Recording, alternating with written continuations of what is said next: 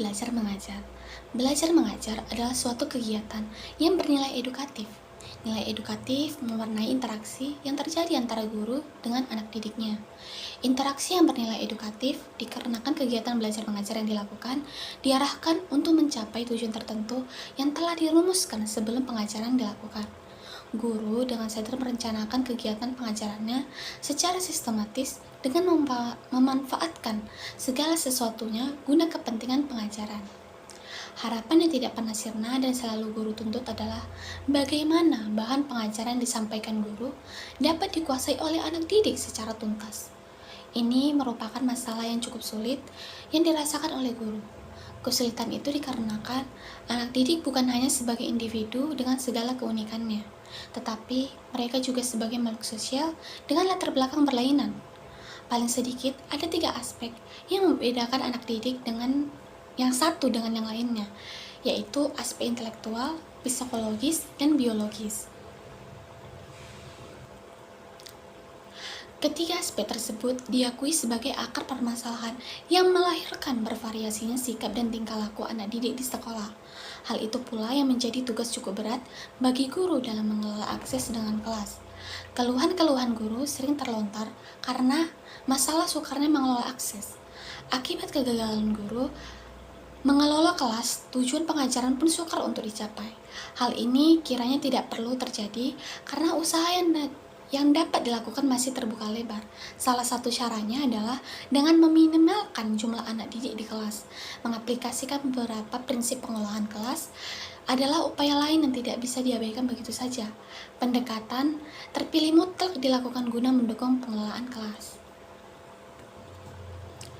Ada 4 strategi dasar dalam belajar mengajar yang meliputi hal-hal berikut. Yang pertama, mengidentifikasikan serta menetapkan spesifikasi dan kualifikasi perubahan tingkat laku dan kepribadian anak didik sebagaimana yang diharapkan. Yang kedua, memilih sistem pendekatan belajar mengajar berdasarkan aspirasi dan pandangan hidup masyarakat. Yang ketiga, memilih dan menetapkan prosedur, metode, dan teknik belajar mengajar yang dianggap paling tepat dan efektif sehingga dapat dijadikan pegangan oleh guru dalam menunaikan kegiatan mengajarnya. Dan yang keempat adalah menetapkan norma-norma dan batas minimal keberhasilan atau kriteria serta standar keberhasilan sehingga dapat dijadikan pedoman oleh guru dalam melakukan evaluasi hasil kegiatan belajar mengajar yang selanjutnya akan dijadikan umpan balik buat penyempurnaan sistem instruksional yang bersangkutan secara keseluruhan. Dari uraian yang sebelumnya, terdapat bahwa ada 4 masalah pokok yang sangat penting yang dapat dan harus dijadikan pedoman oleh guru untuk melaksanakan kegiatan belajar mengajar agar berhasil sesuai dengan yang diharapkan. Yang pertama adalah spesifikasi dan kualifikasi perubahan tingkah laku yang bagaimana Kegiatan belajar mengajar adalah suatu kondisi yang dengan sengaja diciptakan guru yang menciptakannya guna membelajarkan anak didik guru yang mengajar dan anak didik yang belajar. Perpaduan dari kedua unsur manusiawi ini lahirlah interaksi edukatif dengan memanfaatkan bahan sebagai medianya. Di sana, semua komponen pengajaran diperankan secara optimal guna mencapai tujuan pengajaran yang telah ditetapkan sebelum pengajaran dilaksanakan. Sebagian guru sudah menyadari apa yang sebaiknya dilakukan untuk menciptakan kondisi belajar mengajar yang dapat mengantarkan anak didik ke tujuan. Di sini tentu saja tugas guru berusaha menciptakan suasana belajar yang menggairahkan dan menyenangkan bagi semua anak didiknya. Suasana belajar yang tidak menggairahkan dan menyenangkan bagi anak didik biasanya lebih banyak mendatangkan kegiatan belajar mengajar yang kurang harmonis. Anak didik gelisah duduk berlama-lama di kursi mereka masing-masing. Kondisi ini tentu menjadi kendala yang serius bagi tercapainya tujuan pengajaran. Sebagai kegiatan yang bernilai edukatif, belajar mengajar mempunyai hakikat, ciri, dan komponen. Ketiga aspek ini perlu betul guna diketahui dan dipahami guna menunjang tugas di medan pengabdian. Dalam kegiatan belajar mengajar yang berlangsung telah terjadi interaksi yang bertujuan. Guru dan anak didiklah yang menggerakkannya.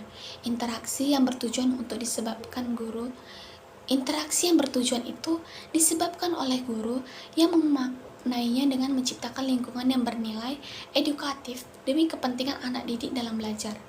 Guru ingin memberikan layanan yang terbaik bagi anak didiknya dengan menyediakan lingkungan yang menyenangkan dan menggairahkan.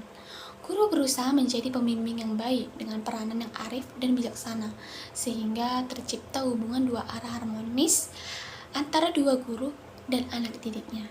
Ketika kegiatan belajar mengajar itu berproses, guru harus dengan ikhlas dalam bersikap dan berbuat, serta mau memahami anak didiknya dengan segala konsekuensinya.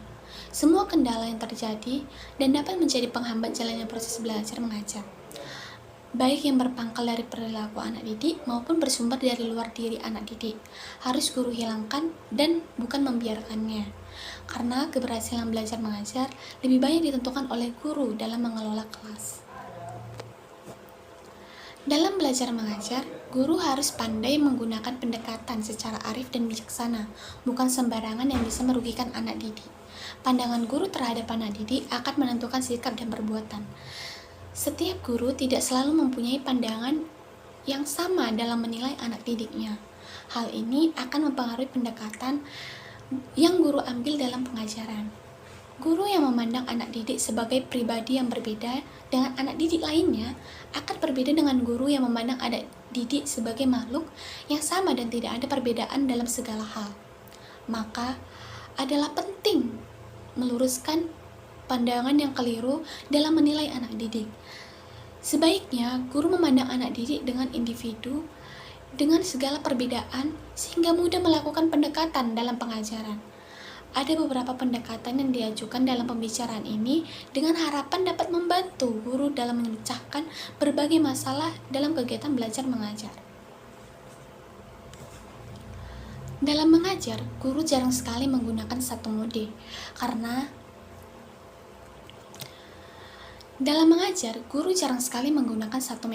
karena mereka menyadari bahwa semua metode adalah ada kebaikan dan kelemahannya.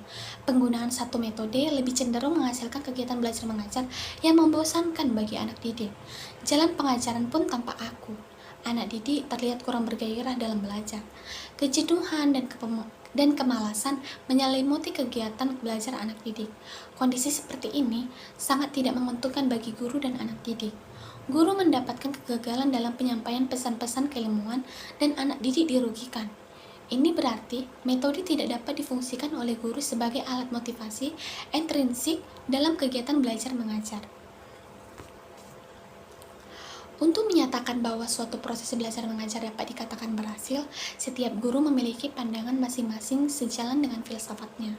Namun, untuk menyamakan persepsi sebaiknya kita berpedoman pada kurikulum yang berlaku saat ini, yang telah disempurnakan. Antara lain bahwa suatu proses belajar mengajar tentang suatu bahan pengajaran dinyatakan berhasil apabila tujuan instruksional khusus atau TIK dapat tercapai. Untuk mengetahui tercapai tidaknya TIK, guru perlu mengadakan tes formatif setiap selesai mengajikan suatu bahasan kepada siswa. Mampu menilai formatif ini untuk mengetahui sejauh mana siswa telah menguasai tujuan instruksional khusus yang ingin dicapai. Fungsi penilaian ini adalah untuk memberikan umpan balik kepada guru dalam rangka memperbaiki proses belajar mengajar dan melaksanakan program remedial bagi siswa yang belum berhasil. Karena itulah, suatu proses belajar mengajar tentang suatu bahan pengajaran dinyatakan berhasil apabila hasilnya memenuhi instruksional khusus dari bahan tersebut. Dalam proses belajar mengajar, kehadiran media mempunyai arti yang cukup penting, karena dalam kegiatan tersebut, ketidakjelasan bahan yang disampaikan dapat dibantu dengan menghadirkan media sebagai perantara. Kerumitan bahan yang akan disampaikan kepada anak didik dapat disederhanakan dengan bantuan media. Media dapat mewakili apa yang kurang mampu guru ucapkan melalui kata-kata atau kalimat tertentu. Bahkan, keabstrakan bahan dapat dikonkretkan dengan kehadiran media. Dengan demikian, anak didik lebih mudah mencerna bahan daripada tanpa bantuan media. Namun, perlu diingat bahwa peranan media ini tidak terlihat bila penggunaannya tidak sejalan dengan isi dari tujuan pengajaran yang telah dirumuskan. Karena itu, tujuan pengajaran harus dijadikan sebagai pangkal acuan untuk menggunakan media. Manakala diabaikan, maka media bukan lagi sebagai alat bantu pengajaran, tetapi sebagai penghambat dalam pencapaian tujuan secara efektif dan efisien. Media sebagai alat bantu dalam proses belajar mengajar adalah suatu kenyataan yang tidak dapat dipungkiri, karena memang gurulah yang menghendakinya untuk membantu tugas guru dalam menyampaikan pesan-pesan dari bahan pelajaran yang diberikan oleh guru kepada anak didik. Guru sadar bahwa tanpa bantuan media, maka bahan pelajaran sukar untuk dicerna dan dipahami oleh setiap anak didik, terutama bahan pelajaran yang rumit atau kompleks. Setiap materi pelajaran tentu memiliki tingkat kesukaran yang bervariasi. Pada satu sisi, ada bahan pelajaran yang tidak memerlukan alat bantu, tetapi di lain pihak, ada bahan pelajaran yang dapat memerlukan alat bantu berupa media pengajaran seperti global, grafik, peta, dan sebagainya. Bahan pelajaran dengan tingkat kesukaran yang tinggi tentu sukar diproses oleh anak didik, apalagi anak didik yang kurang menyukai bahan pelajaran yang disampaikan itu. Anak didik cepat merasa bosan atau kelelahan, tentu tidak dapat mereka hindari karena disebabkan penjelasan guru yang sukar dicerna dan dipahami. Guru yang bijaksana tentu sadar bahwa kebosanan dan kelelahan anak didik adalah berpangkal dari penjelasan yang diberikan oleh guru yang bersimpang siur, tidak ada fokus masalahnya. Hal ini tentu saja harus dicarikan jalan keluarnya jika guru tidak memiliki kemampuan untuk menjelaskan suatu bahan dengan baik. Bahan sebagai isi dari proses belajar mengajar disampaikan guru untuk diterima oleh anak didik. Bahan di sini sebagai perantara untuk terjadinya interaksi belajar mengajar antara guru dengan anak didik. Itu berarti tanpa bahan tidak akan terjadi interaksi belajar mengajar. Apa yang harus guru ajarkan kepada anak didik bila guru tidak mempunyai bahan yang harus disampaikan kepada anak didiknya? Apa yang harus diterima oleh anak didik bila guru tidak memberikan bahan dalam pengajarannya? Karena itu, bahan merupakan unsur yang penting dalam kegiatan pengajaran. Bahan pelajaran yang perlu dikuasai oleh guru bukan hanya bahan pokok yang sesuai dengan keahlian, melainkan juga bahan penunjang di luar keahlian. Guru hanya menguasai bahan pokok akan melahirkan kegiatan belajar mengajar yang kaku atau keki. Situasi pengajaran kurang menggairahkan bagi anak didik, sebab bahan pelajaran disampaikan oleh guru kurang dapat menyentuh persepsi anak didik. Kondisi pengajaran demikian kurang mendapatkan tanggapan dari anak didik. Guru percuma saja menyampaikan bahan, sementara anak didik asyik dengan kegiatannya sendiri di dalam kelas. Dalam menyampaikan bahan pelajaran pokok, sebaiknya dimanfaatkan pula bahan penunjangnya, sebagai upaya mendapatkan umpan balik dari anak didik. Kebanyakan kegagalan seorang guru tidak selamanya terulang pada masalah penguasaan bahan pokok, tetapi juga disebabkan masalah penguasaan bahan penunjang. Guru hanya menguasai bahan pelajaran pokok, belum tentu berhasil mengajar tanpa ditunjang oleh bahan penunjangnya. Karena pengetahuan yang telah dikuasai oleh anak didik bermacam-macam, maka bahan penunjang akan membantu guru dalam menyampaikan bahan pelajaran pokok guna mendapatkan umpan balik secara optimal dari anak didik di kelas. Pada dasarnya, semua orang tidak menghendaki adanya kebosanan dalam hidupnya. Sesuatu yang membosankan adalah sesuatu yang tidak menyenangkan. Merasakan makanan yang sama terus-menerus akan menimbulkan kebosanan.